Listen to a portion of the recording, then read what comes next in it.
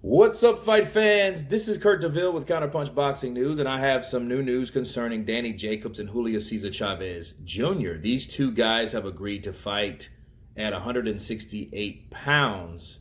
Now, of course, Danny Jacobs moves up for the first time in his career, and he goes to 168. I always felt that he was a big middleweight, so that's really not surprising. And he takes on Julio Cesar Chavez Jr., and which will be an interesting bout because Julio Cesar Chavez Jr., we haven't really seen him since he was just totally starched and beat up by Canelo Alvarez. Of course, we know earlier this year, Danny Jacobs fought Canelo Alvarez to a close decision win, or a close fight, so to speak. And Canelo gave the nod, well, got the nod rather. So these guys have been in there with similar opponents. Now, we also know that Billy Joe Saunders, which is fighting today on the undercard of KSI versus Logan Paul, he's a champion at that weight class. So this looks like it's trailing to a possible fight between whoever the winner this is will fight Billy Joe Saunders. Of course, Billy Joe Saunders makes his American debut today. Now, with these two guys, the first thing that comes to mind is, okay, you have the son of a legend versus Danny Jacobs, which was one of the highly competitive champions at middleweight. Okay. And he's fought some of the, best fighters out there. He beat Makai Sulecki, Sergey Derevyanchenko, which a lot of people think beat Triple G. Luis Arias, which was the undefeated Cuban fighter that he beat. Golovkin, another close fight. Knocked out Peter Quillen and put him into non-existence for a very long time. So, Danny Jacobs does have the speed and power. He has a long list of people that he's fought, Caleb Truax and others, whereas in Julio Cesar Chavez, you look at him, you're like, okay, where has he been? He hasn't been anywhere for a long time. After he was beaten by Canelo Alvarez, and I understand he had to make a catch weight. And if he didn't make that catch weight, it was very, very high penalty for not making weight. But he did make weight, but that's all he did make because he didn't do too much more than that. So, of course, getting robbed after that and, a lot of things being in the tabloids and things of that nature.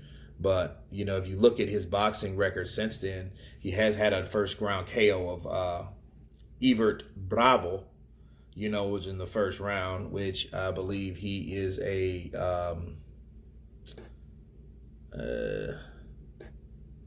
I don't know that flag, honestly.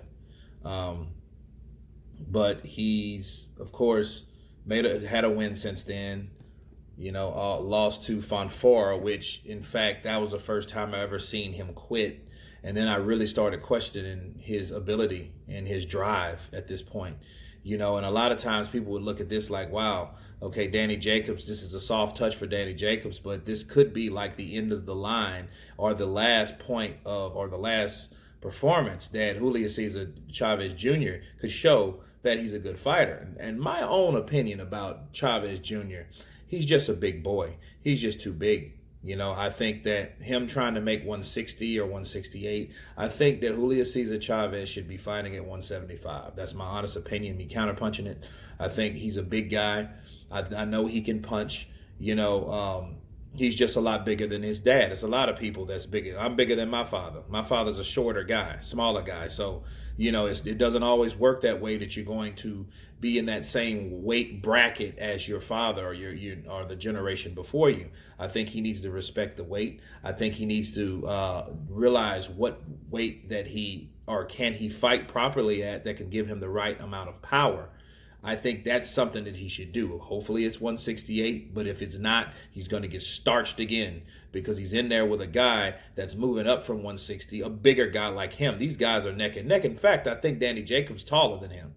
I think Danny Jacobs has him, and Julio Cesar Chavez is not a short dude. He's a pretty big dude, and he's a big guy. These are two big guys. And I predict that they will come in at 178, 179, maybe 180 after they make weight on the 19th of December. So, maybe Julio Cesar Chavez Jr. may have something to prove. But that's the only way that I can see this being a resistance for this fight.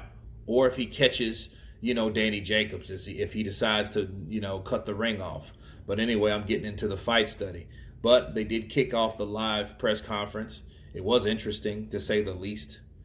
I have really nothing else to add about this fight. You guys tell me what you think about this fight. Of course, please subscribe. And you guys been counterpunched. Peace.